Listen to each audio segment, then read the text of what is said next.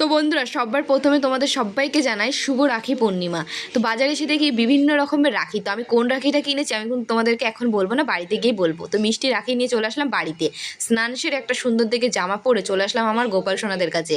তো গোপাল সোনাদেরকে কিন্তু স্নান করে আমার তৈরি করা হাতে জামাগুলো কিন্তু গোপাল সোনাদেরকে পরিয়ে দিয়েছি, সাজিয়ে গুছিয়ে দিয়ে সিংহাসনটা কিন্তু খুব সুন্দর করে ফুল দিয়ে সাজিয়ে নিয়ে গোপাল সোনাদের জন্য ছোট বড় দু রকমেরই কিন্তু মালা তৈরি করছি। আজকে যেহেতু রাখি পূর্ণিমা, গোপাল সোনাদেরকে ফুল দিয়ে সুন্দর করে আমি সাজাবো আর গোপাল সোনাদের হাতে কিন্তু রাখিও বাঁধবো। এদিকে কিন্তু ধূপটাও আমি জ্বালিয়ে দিয়েছি আর গোপাল সোনাদের জন্য মালাগুলো তৈরি করেছিলাম সেগুলো কিন্তু এখনো পরানো হয়নি। আমার ছোট্ট ছোট্ট গোপাল সোনাদের জন্য যে মালাগুলো নিজের হাতে তৈরি করেছিলাম সেগুলো কিন্তু গোপাল সোনাদেরকে পরানো হয়নি, সেই মালাগুলো কিন্তু পরিয়ে দিয়েছি।